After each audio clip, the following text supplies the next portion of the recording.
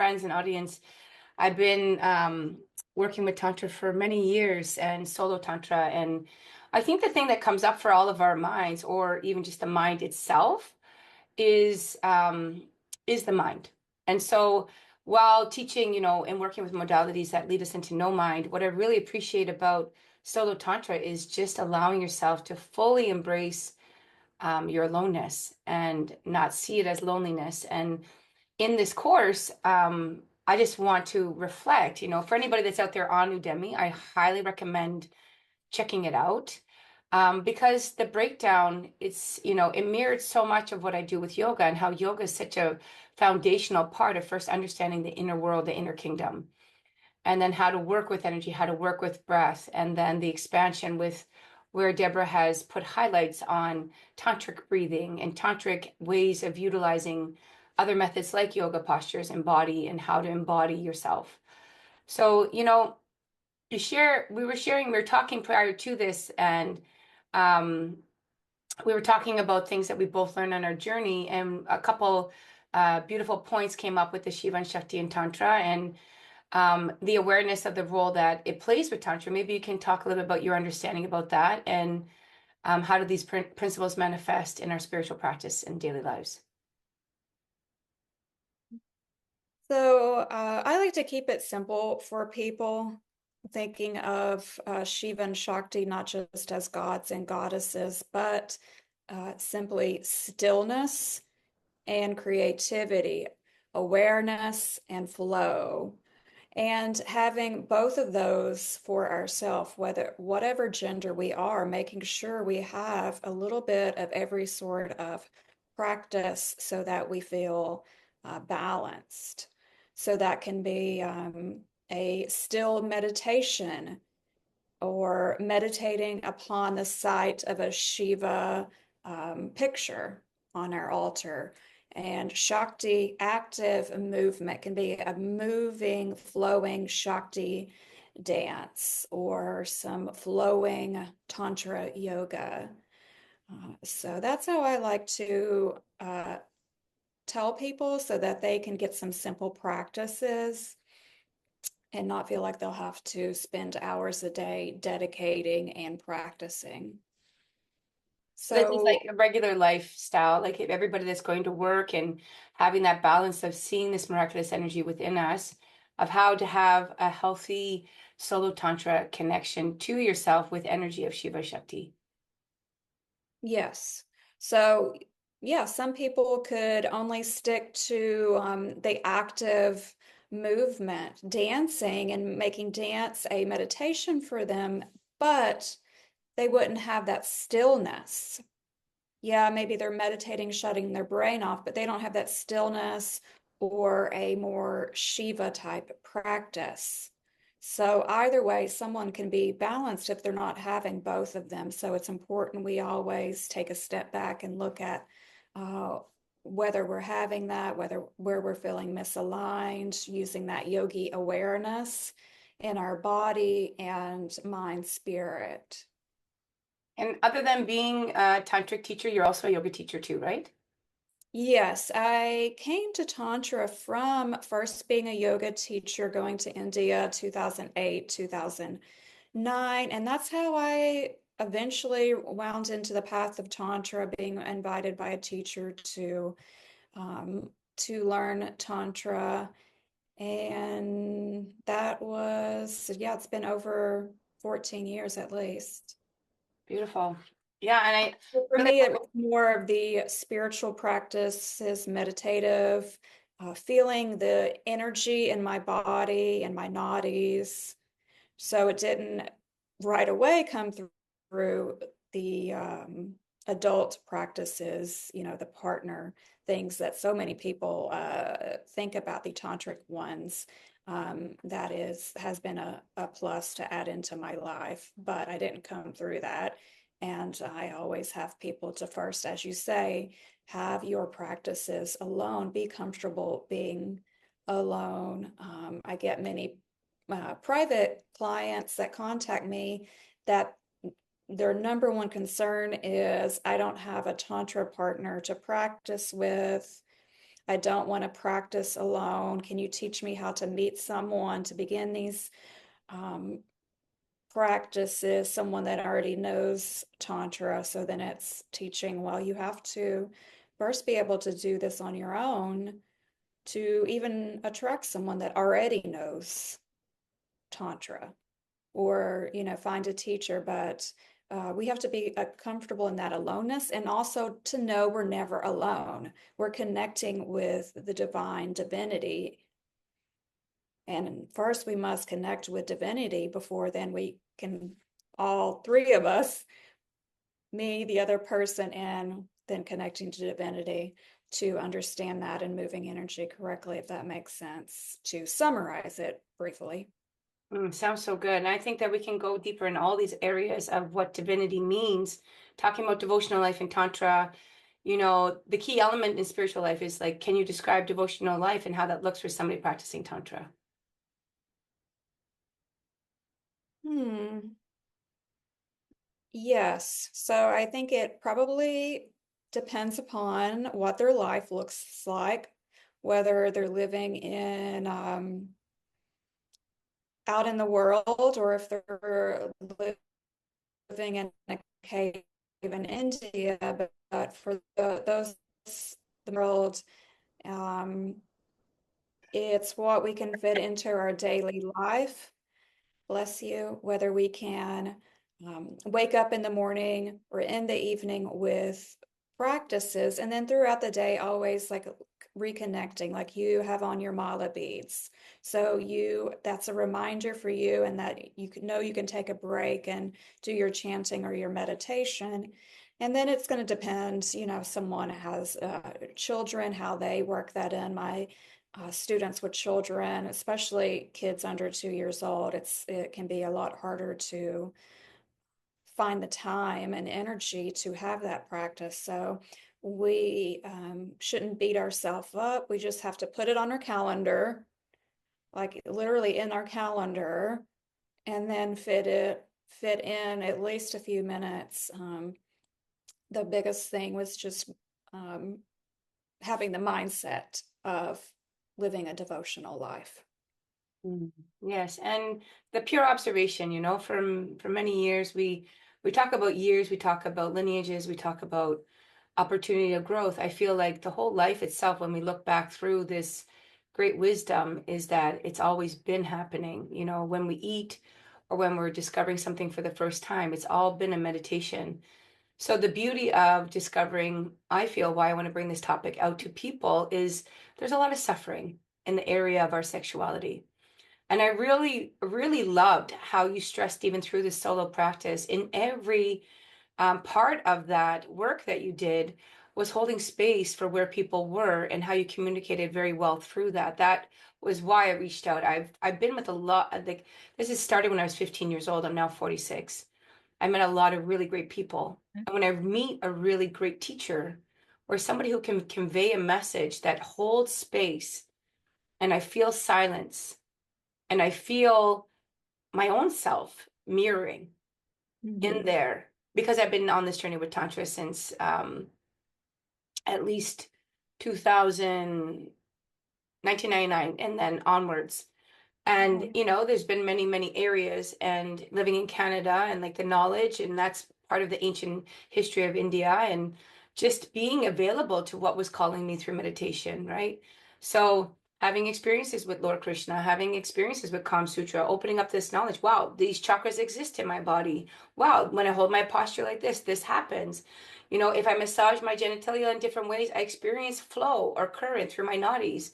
This is a deep, beautiful science of self-realization, and then overcoming these burdens of lack of knowledge. So presenting knowledge like you have, and having community members that are going to see this podcast, or anybody that this reaches, is an opportunity to break down those barriers of shame, blame, um, religious beliefs, the mind, and really coming in just to your anatomy, coming into the flow current, coming into no mind, and like maybe healing blockages, right? So there's gratitude there. There's so much gratitude to your silence. Um, you know, In your own experience, how has your practice of Tantra shaped your sense of devotion? Has that affected your own personal devotion, like insights through your own self-discovery? Sure, I lived more of a Buddhist type life before all of that.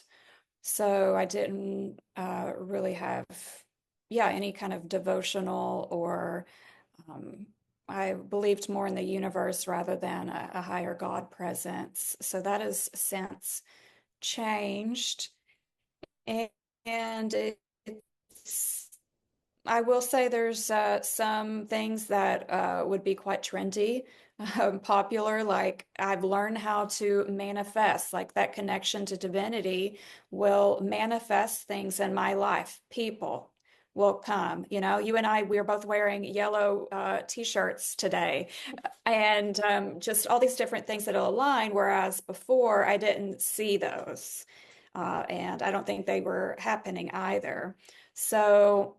Um, so yeah, like the trendiness of being able to manifest and like feel within my spirit that I'm living the correct life and and see less judgment. I think these stricter paths out there teach us to be judgmental, and maybe society does as well.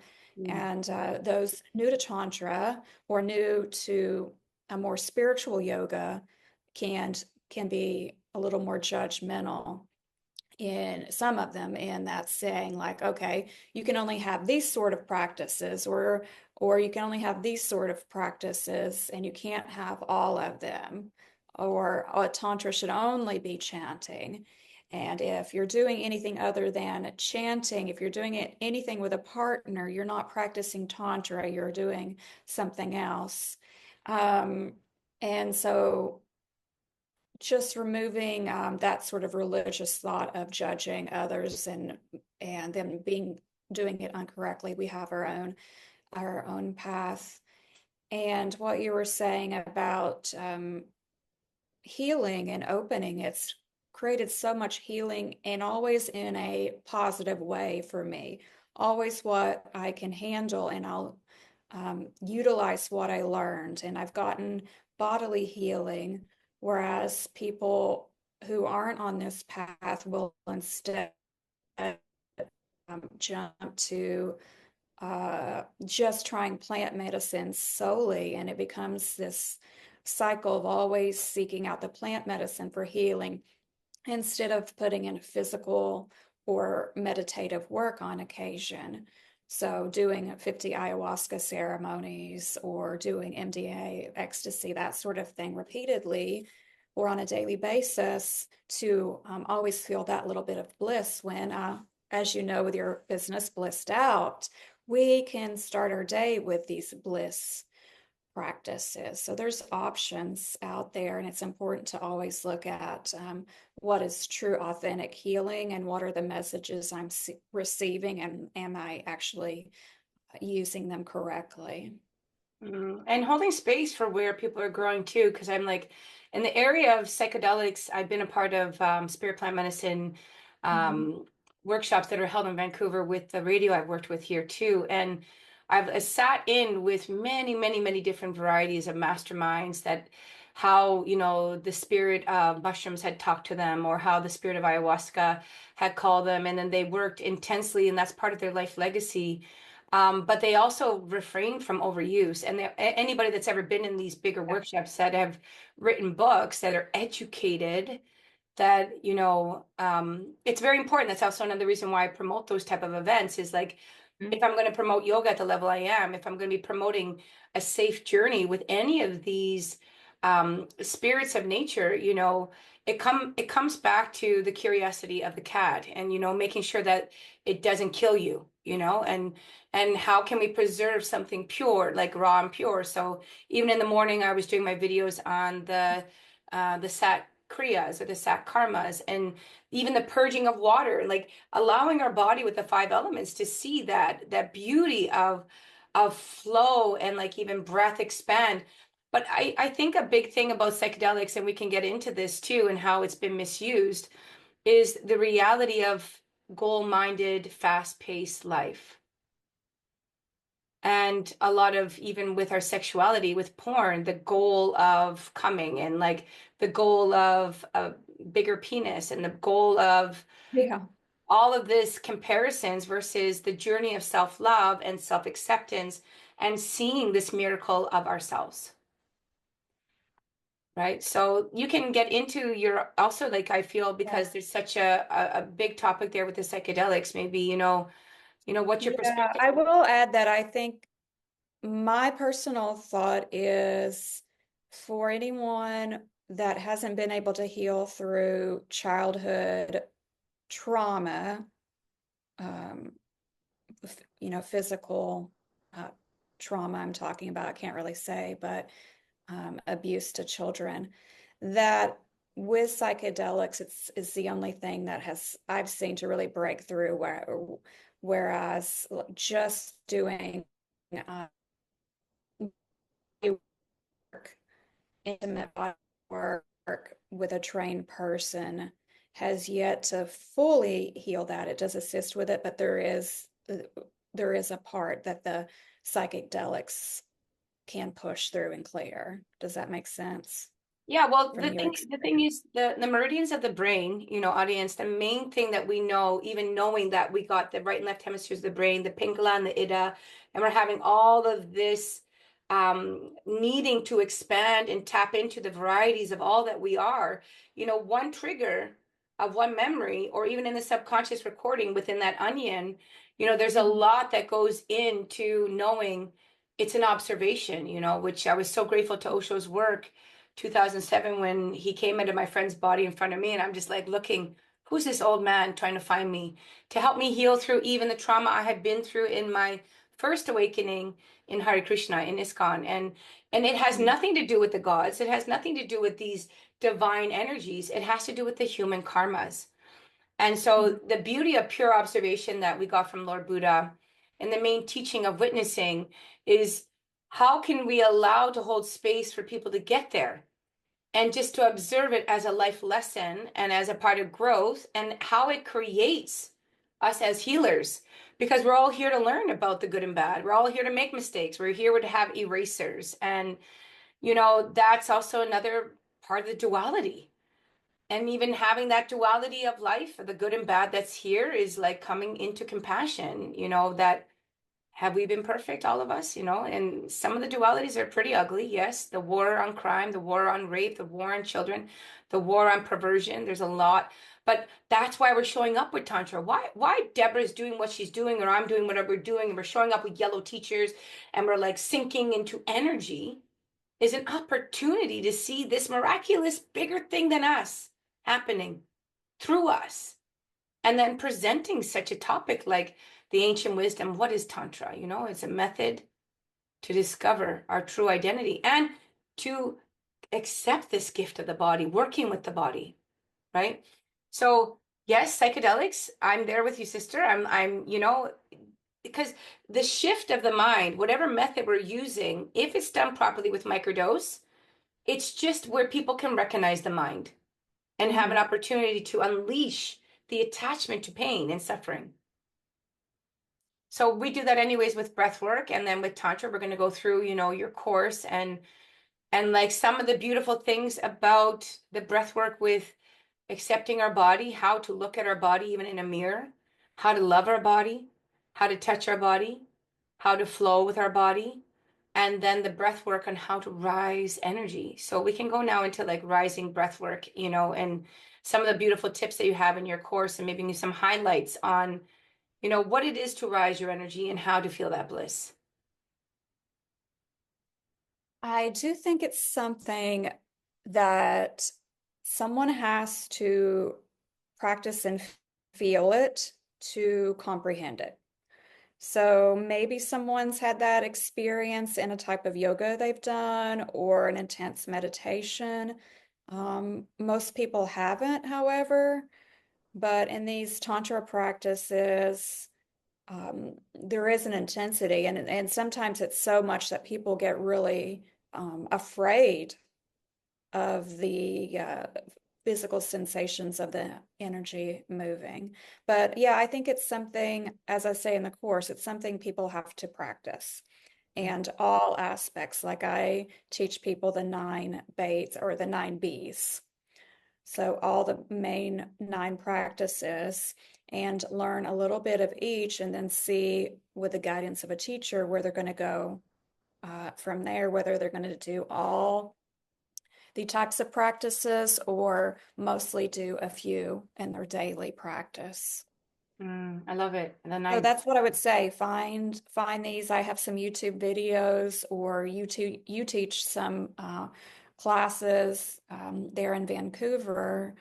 There are a few good teachers around the world with centers or workshops to join. So actual online courses. But we're not going to get this from reading a book. Reading a book is for the philosophy. yes, and the practice that's available, and just allowing ourselves even to work with the education aspect of knowing the inner kingdom, because I really feel the beauty of exploring this knowledge. It will heighten understanding what's happening when we're exploring breath work or holding poses, how to be safe in them, how to work with trust, how to work with trust. Like, okay, if we can show up and we've only met each other a couple times and we're in a room right now doing a podcast and we're both wearing yellow, this is powerful. How do Mhm. we just trust? How do we just fall into this trust? And that's really the invisible aspect of faith, and knowing and that we're preserving some great wisdom to help and serve the the higher beauty of pure consciousness, where addiction, overeating, all the other things that we do to these bodies can find some remedy, some natural remedy. And that's where, yoga proves itself. And that's why I keep showing up to it, because once that light switch keeps going on and you're like, aha, aha, aha, aha, aha, aha, aha. Yes, I will add though, it also teaches us to be discerning. Mm, So not everything that shows up is for the good. Sometimes it's to teach us a lesson or to see that something's not right. So sometimes we see these things like us both showing up in yellow could be a great thing. But then on another, two other people showing up in yellow could be instead kind of like a trick, or like it shouldn't be it's not in alignment, or this person could be an energy vampire. It's like when we were dating, when we were like 19 years old, and you might find one little hobby that you both have in line, like I don't know, running or something really trivial, and then latch on. Oh, like, oh, you like running? Oh, you've been to, I don't know, Costa Rica, and then that a friendship or romantic relationship forms from that. But it's important when we see things um, that seem like we manifest or attract, or that we're just in alignment with this person, it's not always for the highest good. So I do like to put that out there so that people always, it's not always for the good. I love this. And so sensing that, so we can talk about that too, because recently, like, I met a lot of yogis and I've met a lot of tantrics, and there's a lot of black magic. And A so, lot of black magic, and a lot of also people that use it to draw others into cults and drain them financially or energetically.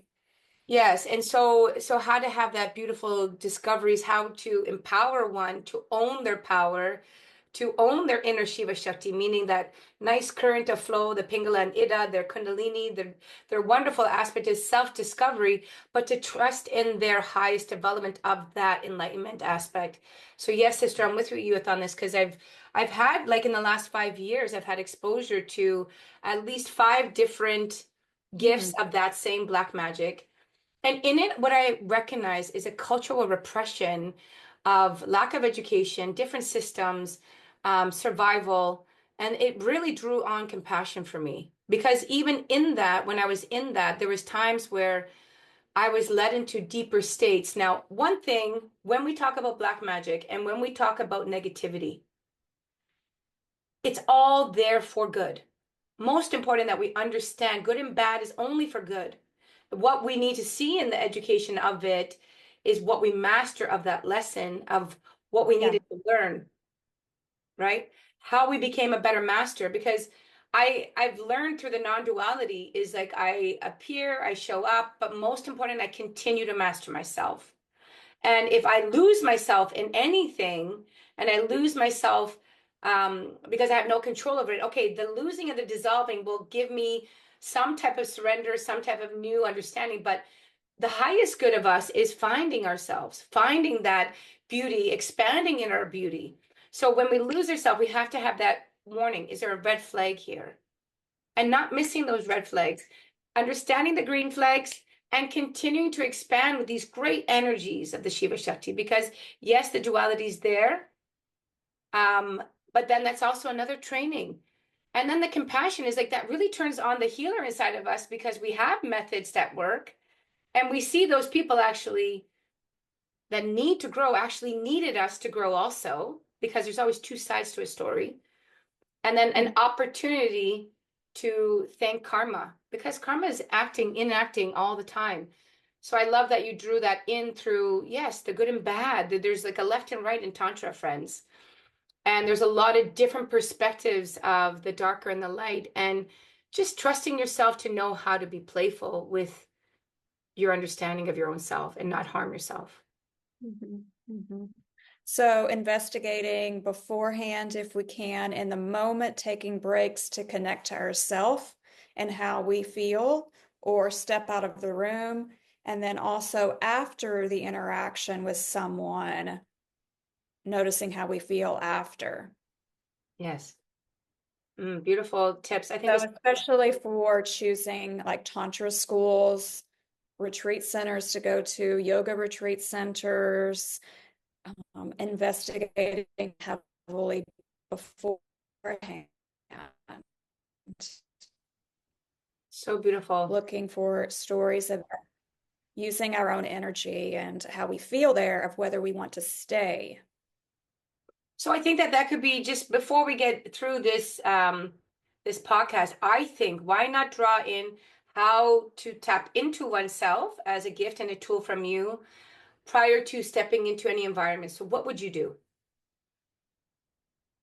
Before stepping in, I would get clear myself. I'm not going to be scrolling on social media or distracted on my phone.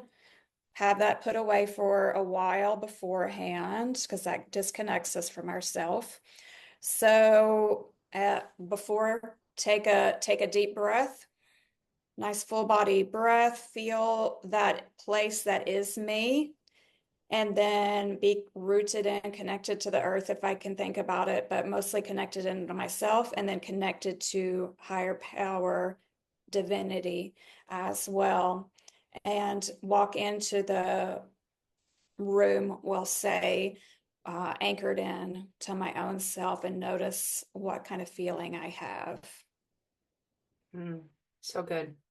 So friends, And that's a taking method. I just, take breaths. And if I feel myself mhm. restricted in my chest, then I know that if I feel like I can't take some deeper, purposeful breaths, then there's probably an issue around me. So that's a couple of my techniques. What about you? Do you have anything to add? Yeah, I feel the same thing in grounding. I feel the sixth sense of even the awareness of our inner self first as we're in that moment is just being very aware of the first second of interaction with anything. Because that Yeah. the first second of interaction, once I have my first second, my purity comes into an atmosphere, the bubble of my whole being will bounce and it will tell me yes or no. And the thing that I've learned from this is making sure I listen to that first. Listen. Yes, I was just talking with a researcher of cults yesterday about this. And it also goes along with narcissists, which you typically leads a cult. But uh, so if anyone's familiar with being around narcissists, which most of us empaths, happy people are, then they that instant initial meeting, before you even start talking to them, there's something there that's like a no.